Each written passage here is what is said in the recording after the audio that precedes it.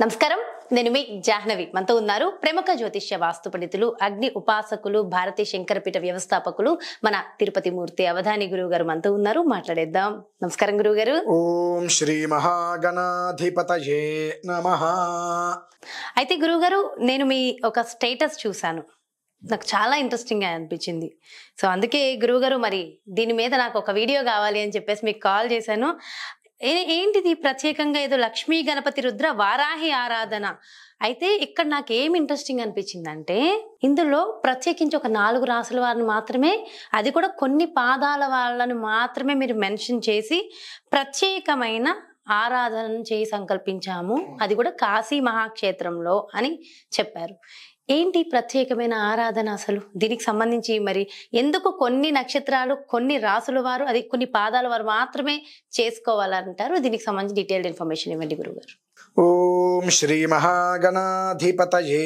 నమః గృహీతోగ్రమహాచక్రే దంష్ట్రోద్ధృత వసుంధరే వరాహరూపిణి శివే నారాయణి నమోస్తుతే వారాహ్యై నమః మనకు వారాహి నవరాత్రులు ప్రారంభమైనాయి అయితే అవి గుప్త వారాహి నవరాత్రులుగా చెప్పబడి ఉన్నది ఆ గుప్త వారాహి అనేటువంటిది కాస్త బహిరంగ వారాహిగా మారిపోయింది అంటే గోప్యతగా సంధ్యా సమయంలో చేసేటువంటి వారాహి నవరాత్రులు కాస్త ఒక కలశ స్థాపన చేయటం లేదా ఒక విగ్రహాన్ని పెట్టేయటం ఒక ఫోటోని పెట్టేయటం అది సర్వంగా సామాన్య స్థితిగమనంలోకి వచ్చేసేసింది పూర్తిగా ఇది మనకు గత కొన్ని సంవత్సరాలుగా నడుస్తూనే ఉంది మనం చెబుతూనే ఉన్నాం ప్రతి సంవత్సరం కూడా ఇది గోప్యంగా మాత్రమే నడవాలి అనేటువంటిది సరే ఎవరు కూడా పట్టించుకోవట్లేదు ఎవరి దాన్ని వాళ్ళు వెళ్ళిపోతున్నారు అదే 6వ తారీఖుకి ఒక 4 రోజుల ముందు నుంచి నేను గణపతి చతురావర్తి తర్పణాన్ని మొదలుపెట్టానమ్మా ఈ గణపతి చతురావర్తి తర్పణ అనేటువంటిది 44,440 సార్లు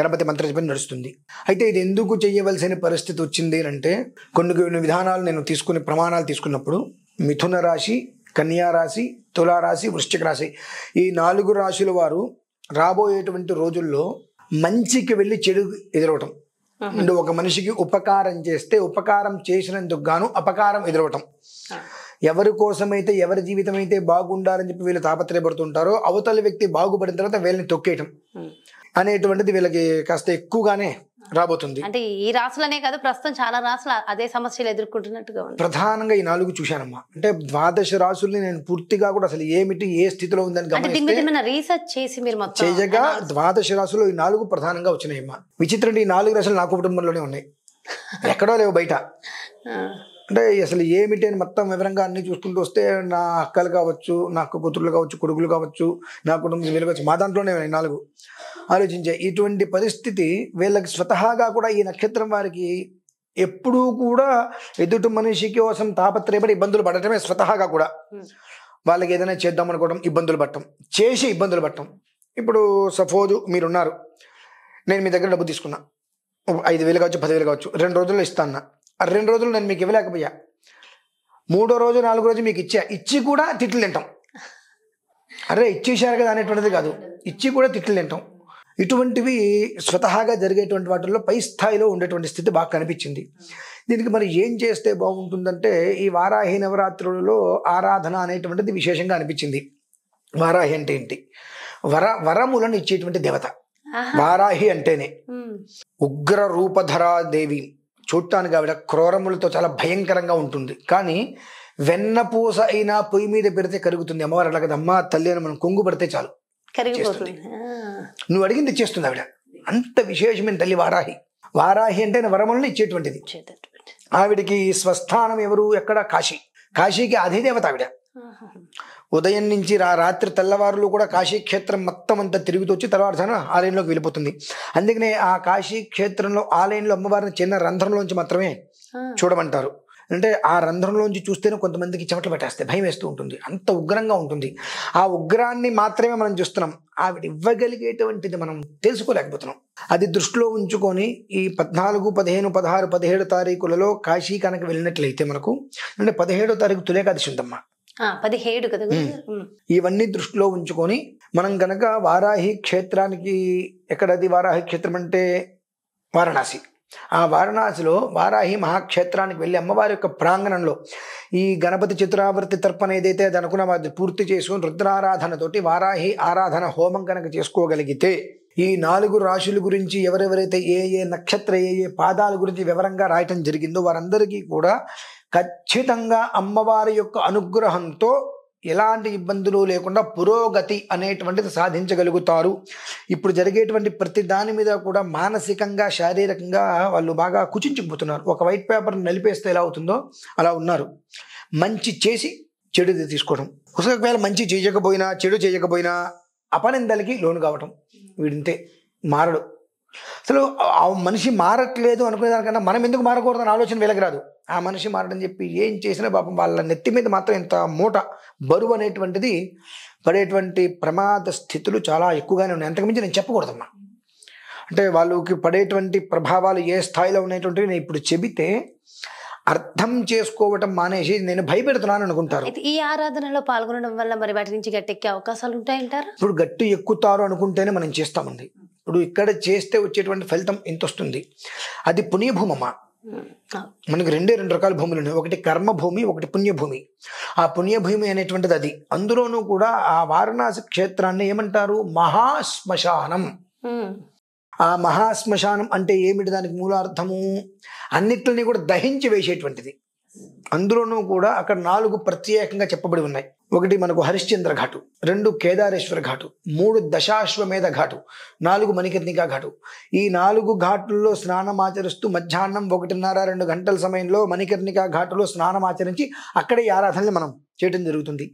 ఇది ఒక్కసారి మనం చేస్తే కొన్ని వేల రెట్ల ఫలితం వస్తుందమ్మా. అంత విశేషమైనది. అక్కడ జపం ఆరాధన చేసి తర్పణ మొదలు పెడితే ఆ ఒక్క ఫలితం, ఆ వారాహి క్షేత్ర అధిదేవత అయినటువంటి ఆ అమ్మవారి యొక్క అనుగ్రహం అనేటువంటిది ఏ రకంగా ఉంది అనేటువంటిది రోజులలోనే చూడగలుగుతారు. అంటే అందరూ ఇబ్బందులు పడుతున్నారు, మనం ఎవరిని కాదనట్ల. కాకపోతే ఆ అందరూ పడేటువంటి ఇబ్బందులలో పై స్థాయిలో ఎవరున్నారు అనేటువంటిది కొన్ని రోజులుగా రీసెర్చ్ చేసుకుంటూ వస్తే ఈ 4 కనిపించినాయి. భగవద్ అనుగ్రహం, ఈశ్వర వరప్రసాదం అనేటువంటిది ఎలా ఉంటుంది అంటే మనకు 4 రకాల నవరాత్రులు ఉంటాయి. అందులో ప్రధానమైంది వారాహి. అందులో కా మావై అంటామండి. అంటే భగవద్ ఆరాధనలు చేయడానికి 4 మాసాలు ప్రత్యేకంగా. అందులో మొదటిది ఆషాఢం. ఈ ఆషాఢ మాసంలోనే ఆషాఢ నవరాత్రులు గుప్తంగా చేసేటువంటివి ఉన్నాయి. ఈ గుప్తాన్ని కాస్త మనం బహిరంగంగా చేసేసి ఉన్నాం కాబట్టి దాని యొక్క ప్రభావరీత్యా వచ్చేటువంటి యో దోష సమజని తద్దోషాలన్నీ కూడా నిర్వీర్యం కావాలి అంటే ఆవిడ దగ్గర కూర్చుని అమ్మా తల్లి అని శరణు వేడుతూ గృహీతోగ్ర మహాచక్రే దంష్ట్రోద్ధృత వసుంధరే వరాహ రూపిణి శివే నారాయణి నమోస్తమ్మ, నీకు నమస్కారం పెడుతున్నాము, నేను ఆరాధిస్తున్నాము. తెలుసో తెలియకో మాలాంటి వాళ్ళు కొంతమంది చెప్పేటువంటి దానికి కొంతమంది ఇదైపోయి తెలియని వాళ్ళు కూడా ఈ ఆరాధనలన్నీ చేసేస్తూ ఉంటారు. తద్వారా ఎవరికి ఏ దోషము రాకుండా దీనికి ఏదైతే కనుక నిగూఢమైన రహస్యం చెప్పబడి ఉందో ఆ రహస్య విధానంగా నీ దగ్గరకు వచ్చి చేస్తున్నాను తల్లి. మంచి జరగకపోయినా నష్టం లేదు, చెడు అనేటువంటి మాత్రం ఏ ఒక్కరికి జరగకుండా ఉండాలి తల్లి అని ఒక ఉద్దేశంతో అక్కడ ఆరాధన చేసి ఆ ఒక ప్రసాదము రక్ష తీసుకుని రావడం జరుగుతుందమ్మా. అయితే గురువుగారు కేవలం ఈ 4 రాసుల వారు మాత్రమే పార్టిసిపేట్ చేయాలంటారా? ఎవరైనా సరే, ఇప్పుడు నేను విన్నాను, అబ్బా ఇంత మంచి ఆరాధన కదా, నేను ఒక్కసారి పార్టిసిపేట్ చేస్తే డైరెక్ట్ గానే ఇండైరెక్ట్ గానే నాకు అనిపించవచ్చు, అలా చాలా మంది అనుకోవచ్చు. ఎవరైనా పార్టిసిపేట్ చేయొచ్చు అంటారా? ఎవరైనా చేయొచ్చమ్మా. ఇప్పుడు ఎలా ఉంటుందంటే ఎందరో ప్రధానమైన విషయం, ఇక్కడి నుంచి నేను విజయవాడ వెళ్ళాలి, హైటెక్ బస్సు ఎక్కుతా, లేదంటే గరుడ బస్సు ఎక్కుతా, దానికి 3 గంటలు 4 గంటలు తీసుకెళ్తారు. ఎక్స్ప్రెస్ ఎక్కితే స్లోగా వెళ్తుంది. అంటే ఏంటంటే ఈ దోషం ఉన్న వాళ్ళకి ప్రధానం, ఈ 4 రాశుల వారికి ప్రధానంగా పెట్టుకున్నాం. తత్మా ఉన్నటువంటి వారు కూడా దోష ప్రభావం అనేటువంటిది అంతో ఇంతో ఉంటుంది కాబట్టి పాల్గొనవచ్చు. పాల్గొనకపోయినప్పటికీ కూడా ఇప్పుడు చెప్పుకున్న శ్లోకాన్ని అనేటువంటిది వాళ్ళ పారాయణ మనసులో అనుకుంటున్నప్పటికీ కూడా పుణ్యమే. కాబట్టి ఆ ఒక్క శేషం తగలద్దు మనకు అనుకుంటే ఎవరైనప్పటికీ కూడా అందులో పాల్గొనవచ్చు. అయితే ఏవైతే ప్రసాదాలు ఇస్తామన్నారో అవి ఎవరైతే పాల్గొంటారో వాళ్ళందరికీ పంపిస్తారు. ప్రతి ఒక్క మనిషికి అక్కడి నుంచి 18వ తారీఖు ఇక్కడికి వస్తాము, 18వ తారీఖు వచ్చిందో అందరికీ కూడా అందజేస్తాము. అయితే మనకు ఎన్నో రకాల పనులు ఉంటాయి. మనకు ఏదైనా వ్యక్తిగతంగా కొన్ని పెళ్లి రోజులు ఇంకోటి ఏదైనా వస్తే మనం సెలవు పెట్టుకుంటుంటాం. అటువంటి అవకాశం కనుక ఉంటే ఈ 4 రోజులు సెలవు పెట్టుకుని అక్కడికి వచ్చే ప్రయత్నం చేయమని చెప్తా. అంటే ప్రస్తుతం అంటే కుదిరిన వాళ్ళకి కుదరచ్చు కాక చాలా సిచ్యువేషన్స్, జీవితం అనేటువంటిది ఇలా నలిగిపోతుంది అనుకున్న పరిస్థితుల్లో ఒక్క 4 రోజులు వీటిని అన్నింటిని పక్కన పెట్టేసేసి అమ్మా తల్లి నీవే అని కొంగు పట్టుకుంటే వరాహి అంటేనే వరాలను ఇచ్చేటువంటిది, ఇక వేరే ఆప్షన్ లేదు అందులో. అమ్మ తల్లి నువ్వేనంటే ఈ తలనొప్పులను అవి తీసేదా, ఆ ప్రయత్నంగా అక్కడికి వచ్చి కూర్చుంటే ఆ విధానం వేరు. ఇక రాలేని పక్షం ఉంది అంటే అది పరోక్ష విధానంలో మనం చేస్తాం వెళ్ళి, కానీ రాగలిగితే మాత్రం అక్కడికి వచ్చి నాతో పాటు కూర్చొని ఆ గంగలో నాతో పాటు రోజుల్లో ఉండాలంటారు మీతో రావాలి? 13 సాయంత్రానికి అక్కడ ఉండాలి. 13 సాయంత్రం ఉంటే 14, 14, 15, 16, 17 గంగలో నాతో పాటుగా ఇంతవరకు కూడా మునిగి నాతో పాటు అక్కడ కూర్చొని నేను ఒక మంత్రం ఇస్తాను, దాని అక్కడ అంతసేపు వాళ్ళు అనుష్ఠానం చేయాల్సిందే. అక్కడ వారాహం వారికి ఎదురుకుండా ఈ ఘాటు ఒకటి తీసుకొని అందులో స్నానం చేస్తూ ఆ నదిలోనే ఉండింతవరకు ఆ జపాన్ని అయినంత వరకు కూడా ఆచరించవలసిందే. మిగిలిన కర్తు అనేటువంటిది దానికి సంబంధించిన హోమాలు మేము చేసుకుంటాం, కానీ ఆ జపానుష్ఠానం అనేటువంటిది ఖచ్చితంగా చేసుకోగలిగితే ఆ జన్మ సహస్రేషు ఆధ్యాత్మిక ఆది భౌతిక ఆదిదేవి దుఃఖత్రయాలన్నీ కూడా నిర్వీర్యమైపోవటమే కాక జన్మాభ్యాసాదు జన్మ ప్రభృతి ఏత క్షణ పర్యంతం, పుట్టిన దగ్గర నుంచి ఈ క్షణం వరకు ఎన్ని రకాల దోషాలు ఇబ్బందులు మనం అనుభవిస్తున్నామో ఆ ఇబ్బందులన్నింటినీ కూడా పూర్తిగా ఈ 14వ తారీఖు నుంచి 17వ తారీఖు వరకు జరిగేటువంటి వారాహి అమ్మవారి ఆరాధనలో మొత్తం కూడా క్లీన్ చిట్ అయిపోతుంది, పటాపంచలు అయిపోతాయి అంటారు. చాలా చాలా సంతోషం గురువుగారు, చాలా ప్రత్యేకమైన కార్యక్రమం. వింటుంటే కూడా చాలా అంటే మంచి వైబ్రేషన్స్ చక్కగా వస్తున్నాయి. థ్యాంక్ యూ సో మచ్ గురువుగారు, నమస్కారం. ఎస్, చాలా మందికి ఉన్నటువంటి కళ కోరిక ఏంటి, ఒక్కసారైనా కాశీ మహాక్షేత్రాన్ని దర్శించాలి, ఒక్కసారైనా వెళ్ళాలి, మా జన్మ ధన్యం అని అనుకుంటూ ఉంటారు. కానీ డబ్బులు ఉన్నప్పటికీ ఎన్నో రకాల కారణాల రీత్యా మనం అలాంటి పుణ్యక్షేత్రాన్ని కూడా దర్శించుకోలేని పరిస్థితుల్లో కొందరుంటే, డబ్బులు అందక ఆర్థికంగా ఇబ్బందుల్లో ఉండి ఇబ్బంది పడేవారు మరికొందరు. ఏదేమైనప్పటికీ కూడా ఇలాంటప్పుడు కనుక అలాంటి క్షేత్రాన్ని మనం దర్శించడం వల్ల చక్కగా ఆ స్వామి ఆరాధన చేసుకుంటూ, ఆ అమ్మవారి ఆరాధన చేసుకుంటూ మనకున్నటువంటి ఏదైతే ఇష్టంగా మనం వెళ్తామో ఆ కోరికని నెరవేర్చుకుని సకల శుభాలు కలుగుతాయని మనస్ఫూర్తిగా కోరుకుంటూ, మరి ఈ ప్రత్యేక కార్యక్రమంలో ఈ వారాహి అమ్మవారి ఆరాధనలో మీరు కూడా పాల్గొనాలి.